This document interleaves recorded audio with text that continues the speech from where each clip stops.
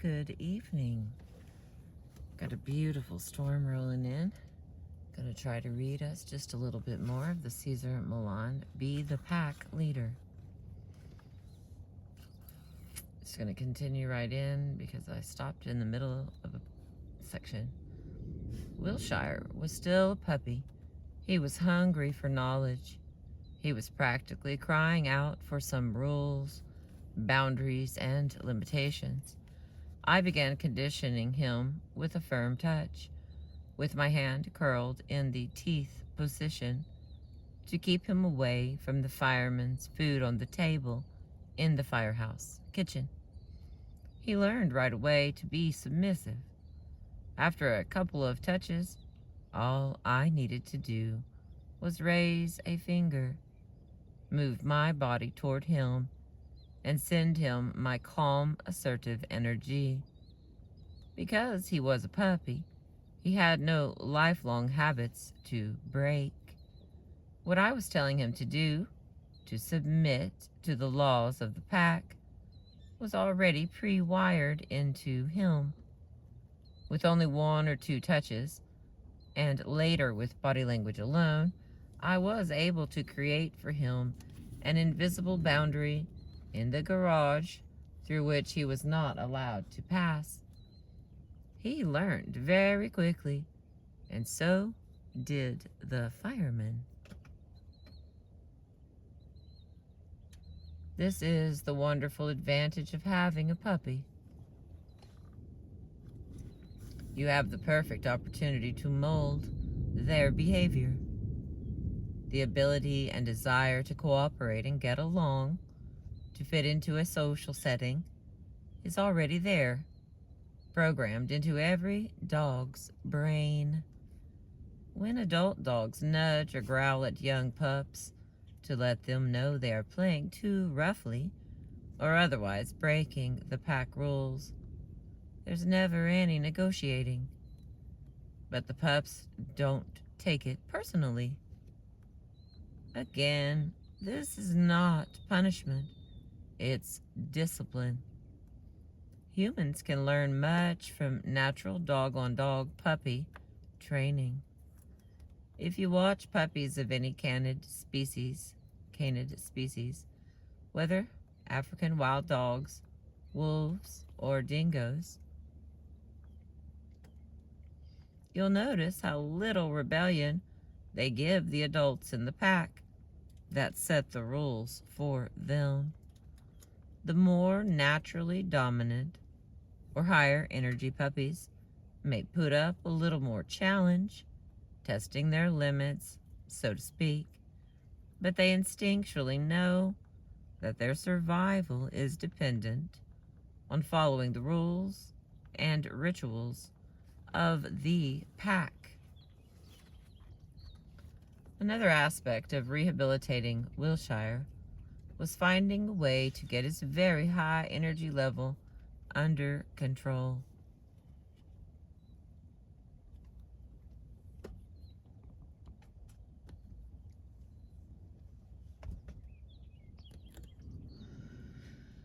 Puppies need a lot of exercise, and Wilshire was no exception.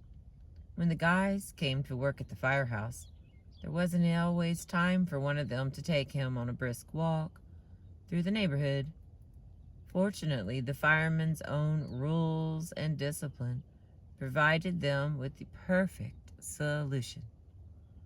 It's a mandatory condition of employment that every Los Angeles firefighter does a run on the treadmill every day when he or she comes to the station. Fire Station 29 has 2 treadmills. Side by side.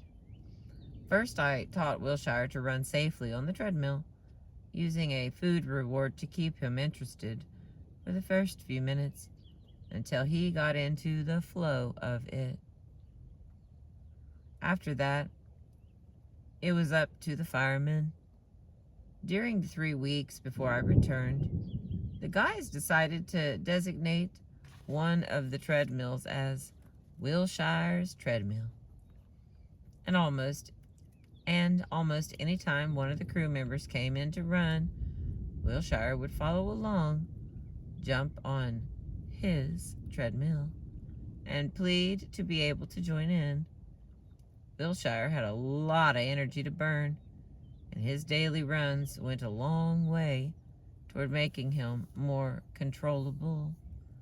It wasn't long before Wilshire was running on the treadmill without a leash, and the act of him running side by side with every member of the fire crew created an amazing bond among all of them.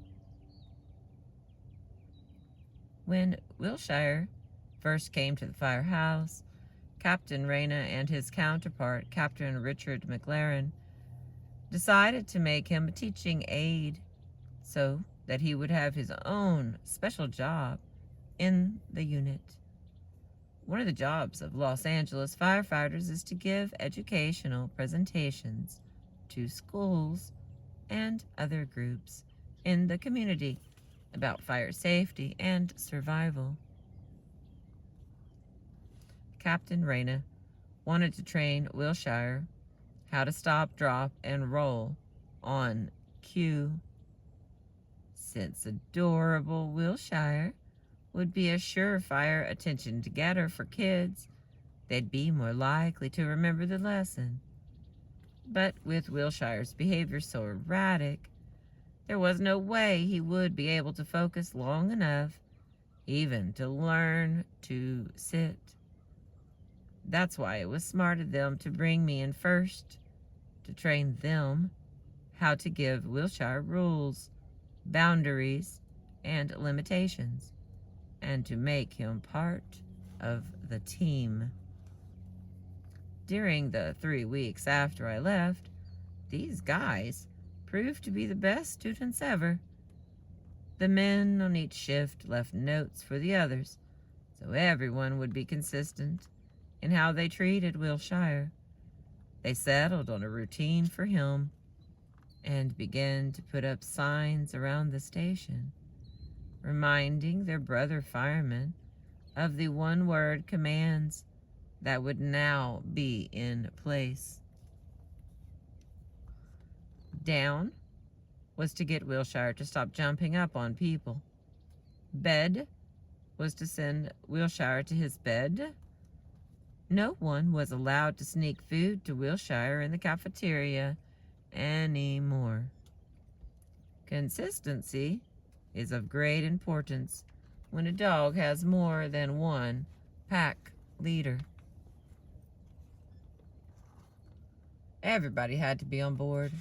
Nobody could be a softy and let Wilshire break a rule once in a while, because the whole program would fail. Fortunately, the life of a fireman is based on discipline and teamwork, and they stayed consistent 99% of the time. When I returned 3 weeks later, Wilshire was as energetic as ever, but now a well-behaved, respectful puppy, and a true member of the Fire Station 29 pack. He was what I'd call excited submissive. Now he was finally ready to be trained. When I returned, I brought along Clint Rowe, an A-list trainer who has been working with animals in Hollywood movies for over 30 years. His resume includes films like White Fang, Turner and Hooch, The X-Files, The Journey of Natty Gann, and Man's Best Friend. Clint even trained the luckless bear in Borat. Clint has wrangled and trained animals from deer to cougars to wolves and, of course, dogs, which are his specialty. Clint brought one of his tools, his clicker, along with some treats, and started Wilshire with just the stop and drop part of the routine. Training a dog to perform tricks on cue can be a time-consuming exercise, and it takes patience, timing, and a lot of repetition. It's also best not to overload an animal with long, cramming sessions, but to do a little bit, maybe 10 minutes or so, 2 or 3 times a day. I really enjoyed watching Clint work, and he was clear and concise as he explained and demonstrated his methods to the firemen. All right, we got a little writing here. The wind is picking up. One difference between Caesar and me is that he works in real time, which is pretty impressive. In training animals to perform in films, the only real time that exists is on the set, on the actual day of the filming. People don't realize that most of our work is done in preparation, behind the scenes, day after day. In what I do, especially in films, you really want the animal to enjoy what he does. You want him to actually pull you to the set. He's so excited to get to work. With Wilshire, the first thing I had to find out is what drives him, what motivates him. Luckily, I saw right away that he had a great food drive.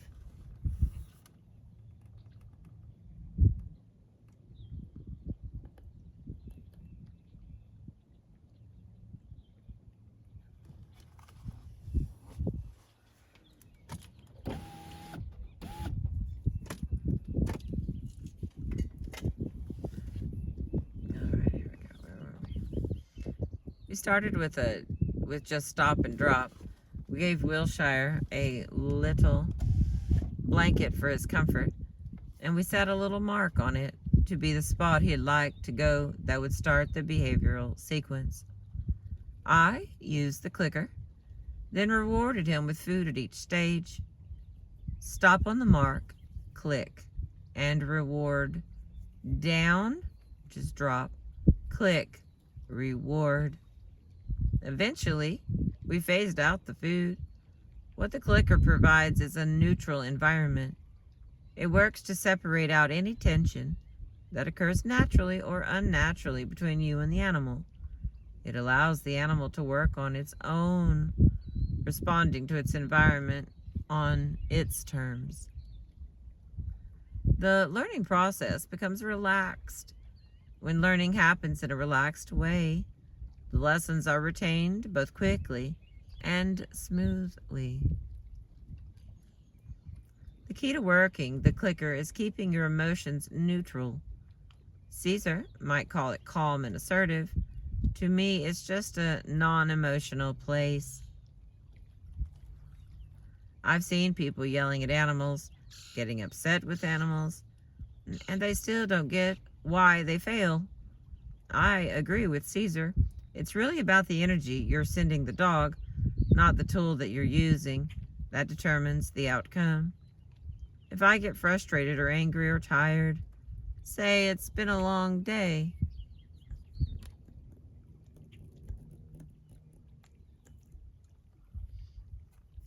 it doesn't matter how great my timing is or his food drive or anything. If I get too excited and overpraise or over-reward, it's the same problem. You have to keep your emotions, your energy, steady, or it is just not going to work. The animal's trust and security, both in you and in himself, is always built around and grounded in your calm emotions. All right. Cut to 4 weeks after Clint first came to work with Wilshire. Our dog whisperer crew, ever mindful of television deadlines, were there to film Wilshire's first on-camera performance at a local elementary school. Clint was there too. I couldn't have been more proud to watch a lanky, maturing Wilshire do his perfect stop, drop, and roll routine in front of a classroom of delighted preschool and kindergarten children. But remember, it all began with the simple rules, boundaries, and limitations the fireman and I had set into place during my first visit. Before that, Wilshire had no attention span, no focus, and most importantly, no respect for humans. Though it is possible to force new behaviors or tricks on a dog, that isn't balanced. I witnessed this once at a facility where I worked when I first came to America. That dog will be much less likely to retain the behaviors and may also become inconsistent in responding to commands. As I've mentioned before, a dog that is trained is not necessarily balanced, just as a Harvard graduate isn't necessarily mentally healthy. Balance can be achieved, however, with exercise, discipline, and affection, and in training with the right blend of both positive reinforcement and well-timed corrections. Clint tells me that Wilshire has proven such a great student. He is still adding even more difficult tricks to his routine. When we filmed an episode for Dog Whisperer, either Clint or the fireman who was with Wilshire's trainer for that day would have to be right next to him in order to get him to stop, drop, and roll on cue. But recently, Wilshire made a special guest appearance at a huge pet adoption fair with hundreds of people in the audience.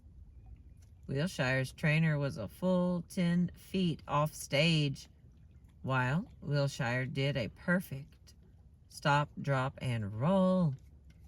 Clint and the fireman have now taught Wilshire to suit up, meaning put his head into his own collar, and are working on teaching him to do an army crawl, another lesson in fire safety.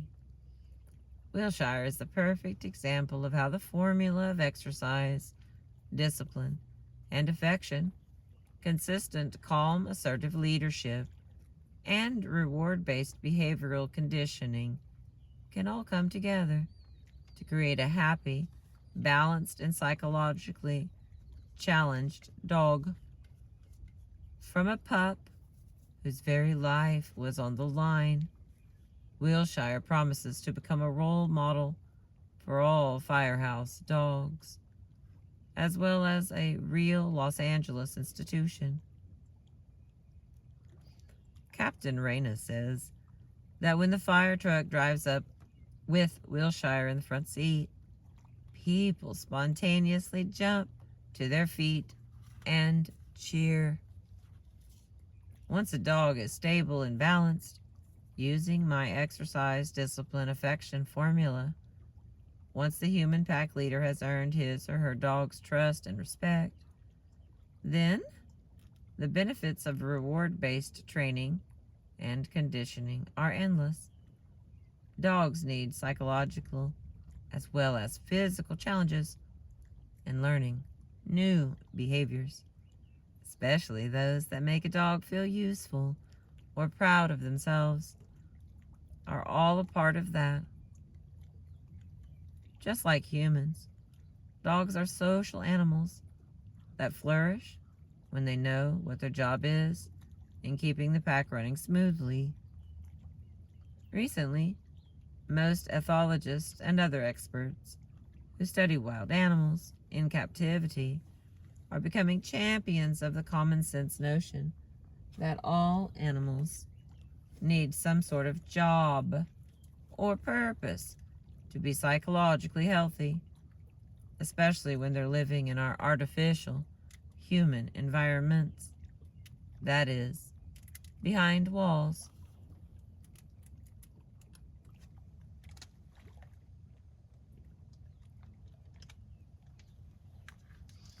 Behavioral enrichment for animals is a new field where experts study what tools, games, and challenges work best to keep captive animals engaged in and excited about their environments.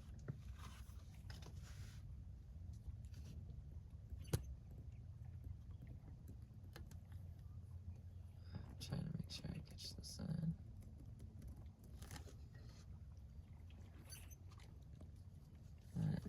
It's crooked as heck.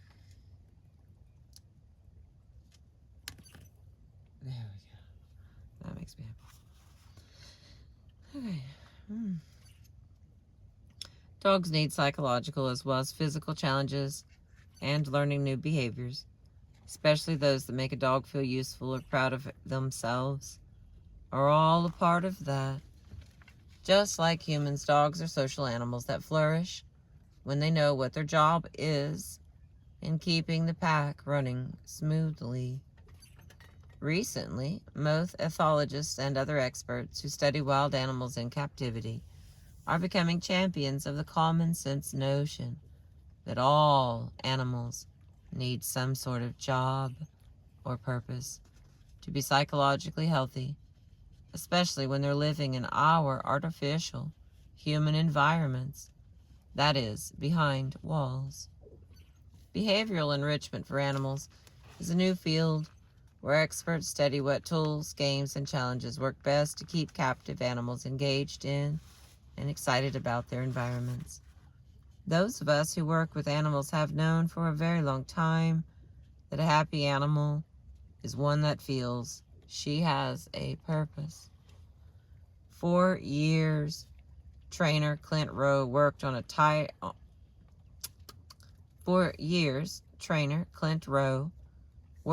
training a tightly knit pack of wolf hybrids to play the part of real wolf packs in movies. Wolf hybrids are some of the most difficult dogs to train, since they are genetically as close to their wolf ancestry as a dog can come, and always retain many of the raw survival instincts and sensitivities that undomesticated animals tend to have. Yet, Clint describes a performing... Hang on, let me get a swig because I'm starting to stumble. It's beautiful. I got the sun popped out. I had to wait 23 minutes, but it was worth it. Look at that sun.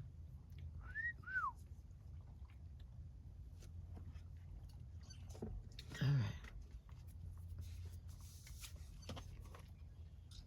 Yet Clint describes performing with this pack as one of the most profound experiences of connecting with animals that he has ever had in his life. Working with the wolf hybrid pack, preparing for a film, and on the set itself was like a ballet. They anticipated what the next steps were, and so were totally tuned in to their environment, and of course me, since I was a key in their focus, their leader.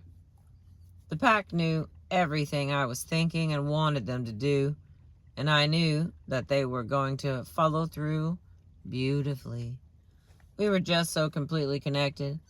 There was an energy field between us that nobody could see, but even the film crew could sense that there was something powerful happening there. A warning about wolf hybrids to readers who might be interested in these magnificent animals. Clint says he always treated his wolf hybrid pack as if they were pure wolf, not part dog, and stresses that wolf hybrids should never be obtained by people unfamiliar with handling dangerous wild animals. Many non-professionals have adopted these beautiful animals for the thrill or the status of owning them, and have ended up having terrible experiences and sometimes even fatal accidents. Wolf hybrids' unique genetic mix keeps them squarely in the wild domain. Some experts theorize that wolf hybrids are so potentially hazardous because they combine the predatory instincts of wolves, which aren't predominantly aggressive, and the aggressive instincts of dogs, which aren't predominantly predatory. Don't be fooled by some of their dog-like features.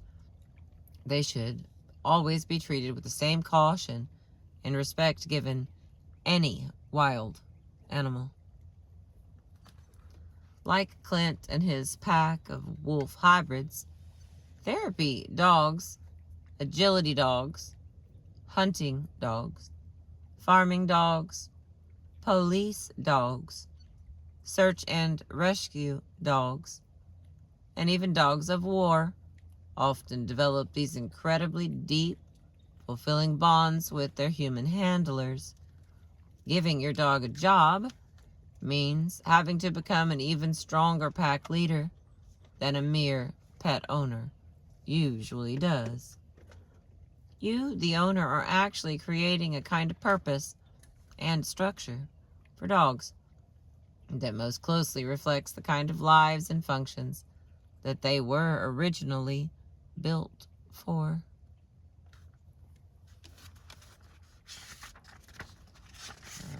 Just a couple more pages here. We're on page 66. Turning a negative into a positive. The point of all behavioral work with animals is to end up with a positive experience and a win-win situation for both the animal and the handler. In nature, discipline, rules, and boundaries are positive things because they ensure survival. When a more dominant dog corrects a more submissive dog, the payoff is that the second animal learns how to get along better within the pack. The dominant dog helps create an environment with less conflict. Through a momentary correction, a positive result is reached. That's why I always say, when working with dogs, you must always envision the positive outcome that you desire, which will allow you to turn any negative into a positive. If an experience is made positive, it can override an animal's natural instincts to help her assimilate better into our human world. For example, the 3 female sea lions at the Central Park Zoo in New York performed dozens of variations on their natural play behaviors at feeding time 3 times a day. But the animal professionals at the zoo also need to give the sea lions a daily medical checkup, and that's something that sea lions will not submit to in nature. Remember, in the wild, an injured or diseased animal can attract predators, threaten the security of the group, and even be targeted by the group itself. So animals instinctually don't advertise when they are not feeling well. Except for human beings, you won't find any whining hypochondriacs in the animal kingdom. Therefore, the trainer at the Central Park Zoo must encourage the animals to display behaviors such as opening their mouths wide for checkups and teeth cleaning in exchange for positive encouragement and food rewards. There is a huge amount of trust and respect between the sea lions and their handlers because they are turning what in nature is seen as a negative behavior into a positive one. When I feed my pack at the Dog Psychology Center, I make everyone wait. Then I feed the calmest, most submissive dog first. In nature, of course, the most submissive dog would eat last. By doing this, I encourage the rest of the pack to mirror the behavior that was rewarded with food. Though I continue to believe that you should always work with Mother Nature, never against her, when it comes to dogs. I also think that making the decision to work around instincts that are no longer advantageous for an animal that must survive in the midst of our often alien human world is not an exception to that rule.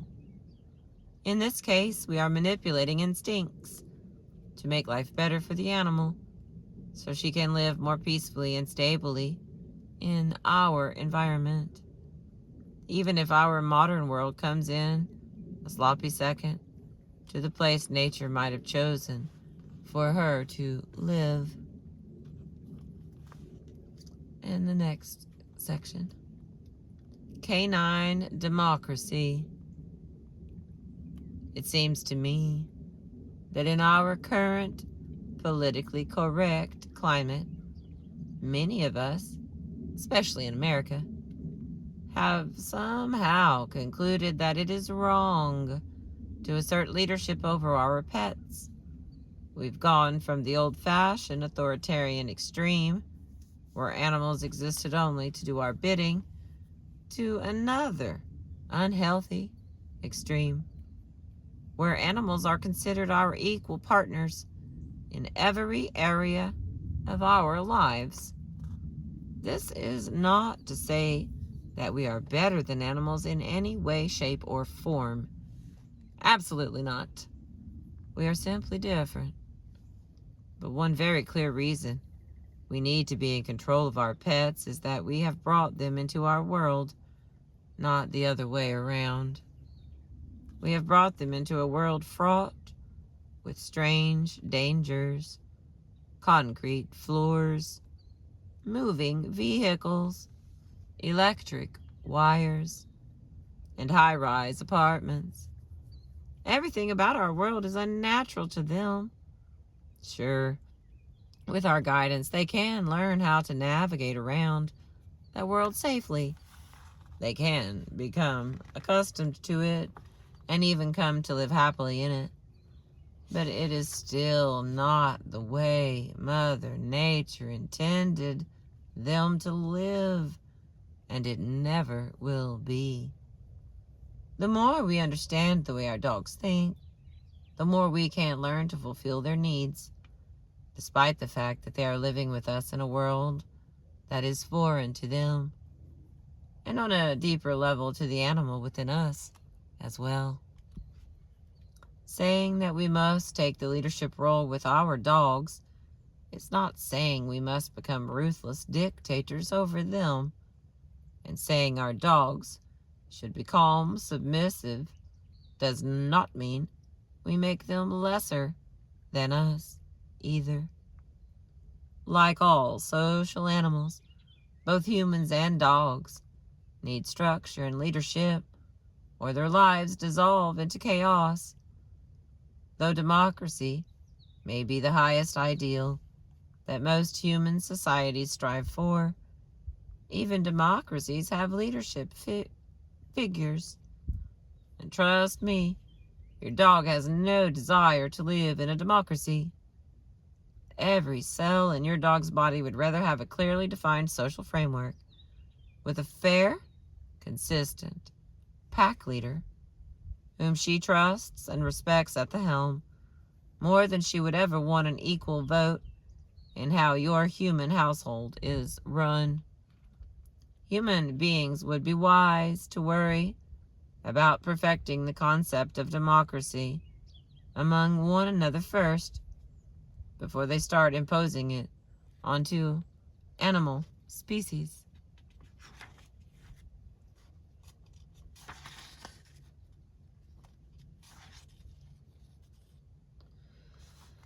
Okay, here's another section on page 69. Punishment, abuse, and out of control emotions. Showing an animal strong leadership and giving it rules is not the same thing as instilling fear and punishing it in an abusive fashion. A quick, assertive touch is not the same thing as a strike. Creating respect is not the same thing as creating intimidation. The first time I witnessed animal abuse was when I lived in Mazatlan, Mexico, as a child. It tore me up inside to see people throwing rocks at dogs and swearing at them. Later, as an adult, I witnessed firsthand the effects of abuse on dogs. I have seen animals that have been hit and kicked, neglected puppies tied to trees in backyards for days, and dogs denied food and water. One memorable case is Popeye, a pit bull. Popeye lost an eye in an illegal dog fight. After this, his owners abandoned him. With his new vision impairment, Popeye felt vulnerable, grew suspicious, and became very aggressive toward other dogs in an attempt to intimidate them. Rosemary was also used in illegal pit bull fights. When she lost a particularly important fight, her owners poured gasoline over her and set her on fire. A rescue organization stepped in and saved her life, but the horrific experience turned her into a dangerously aggressive dog. Thankfully, I was able to rehabilitate both Popeye and Rosemary and provided them with the proper leadership they needed to be fulfilled and to feel safe. However, not all dogs are this fortunate. Out of fear, abused dogs may attack and kill other dogs, and sometimes even humans. Society often sentences these dogs to death, despite the fact that it was because of humans that they became dangerously unstable in the first place. The way I see it, most animal abuse comes from unbalanced human emotions and our own repressed negative energies. Just as it is ineffective to punish a child when a parent is out of control, it is useless to vent your rage or unhappiness on an animal that can't possibly understand what you are upset about. And as hard as it is for most of us to face it, love is not enough either for animals or for humans. I always say, if love were all it took to change unwanted behavior into good behavior, then there would be no unbalanced people in the world.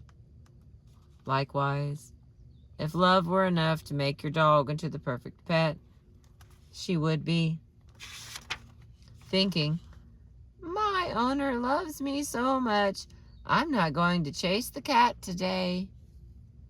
Of course, your dog doesn't think like that.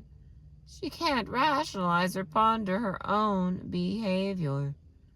That is reason enough never to let any animal push your buttons. Never, ever correct an animal out of anger or frustration. When you try to correct your dog out of anger, you are usually more out of control than your dog is. You are fulfilling your own needs, not the animal's, and in a profoundly unhealthy way. Trust me, your dog will sense your unstable energy and often escalate her unwanted behavior instead. Remember, your dog is your mirror. The behavior you get back is usually, in some way, a reflection of your own. All right, here's a small success story, because we're getting to the end of this theoretical chapter. Kind of all runs together, so it doesn't feel like it's ending. To be fair, it keeps on going. Anyway, here's a success story. Bill, Marianne, and Lulu. We rescued our dog, Lulu, from the local shelter. When we first brought her home, she would roll over and pee if you tried to pet her. She was especially afraid of me, and would normally roll over on her back, tail tucked between her legs. When I entered the room, she was in. Outside the house, she was very difficult to control on the leash. Off the leash, she'd tear off across our yard, then the neighbors' yards, and I'd end up down the block before I'd be able to get her back. Both Marianne and I were concerned about our ability to control her, and that she seemed interested in the cats more as a meal or a snack than in having them as friends. As we'd both seen the Dog Whisperer show and had been impressed with what we'd seen, we decided we'd try out a few of Caesar's methods. Caesar's philosophy of exercise, discipline, and then affection is so simple, it's hard to believe the difference it makes. 2 methods in particular stood out to us. The first was the ch sound he makes on the show. It always gets the dog's attention and nearly instantly. The second was using the leash, but up high, right behind the ears instead of lower near the base of the neck. A third method, using a treadmill to provide exercise when you are otherwise unable to take the dog for a walk, seemed like something we'd like to be able to use.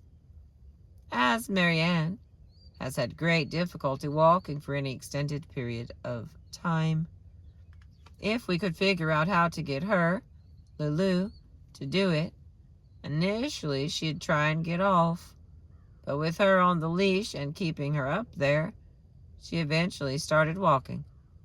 Today, she'll actually get our attention and then go to the treadmill as if she's asking for a session. It has been a truly amazing transformation. I'm happy to report that in just a few short weeks, these 3 seemingly small techniques have transformed our life with Lulu. She's far more confident, calm, and far less of a handful. Marianne is now able to take Lulu with her. She walks to the mailbox. Lulu is attentive, calm, and incredibly gentle on the leash now.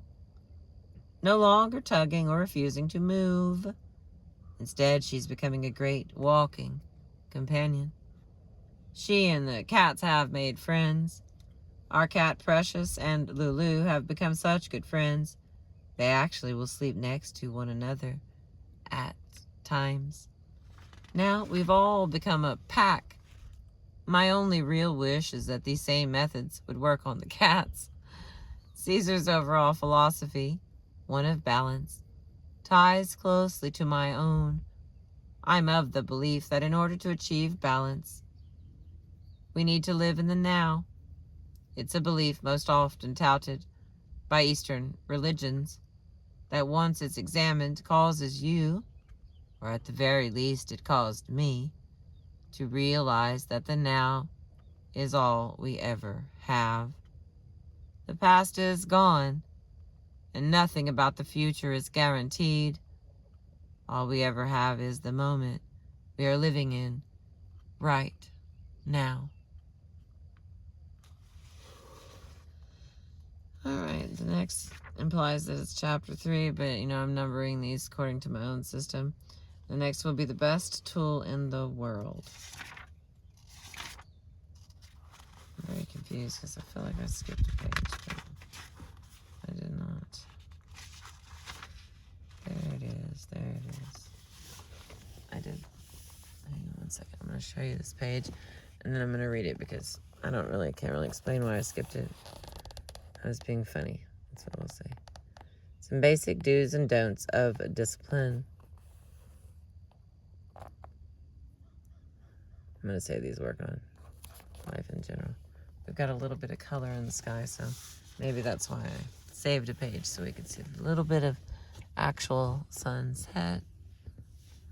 I appreciate you. Thanks for being with me. Remember to like, subscribe, and share. Okay, last page here, page 71.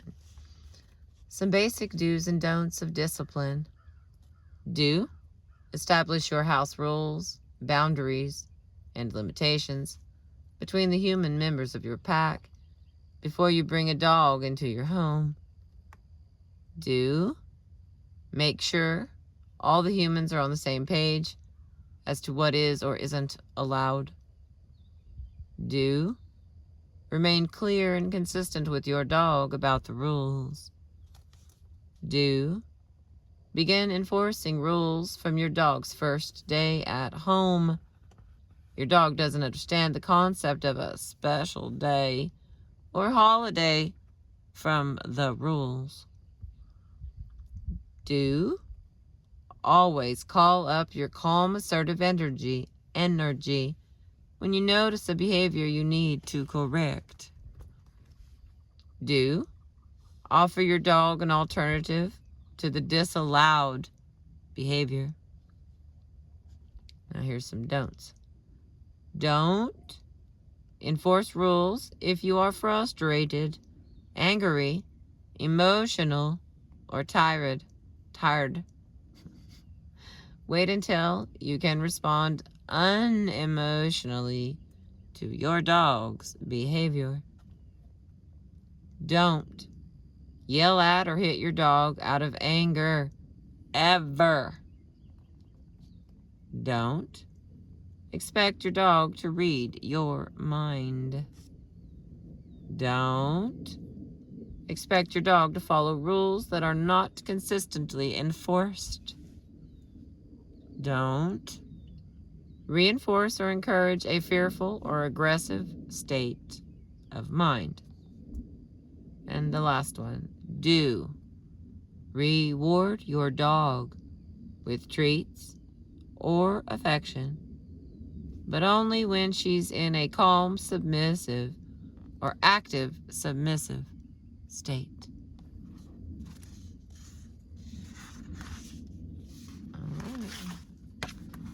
That is all for today because we ran out of light. Thank you for being with me and letting me read to you.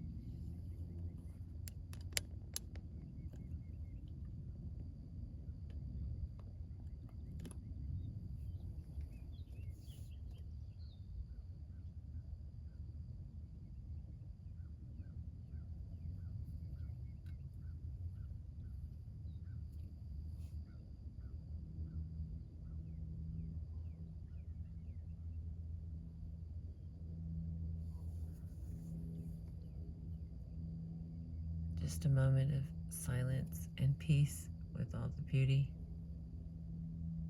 I appreciate you.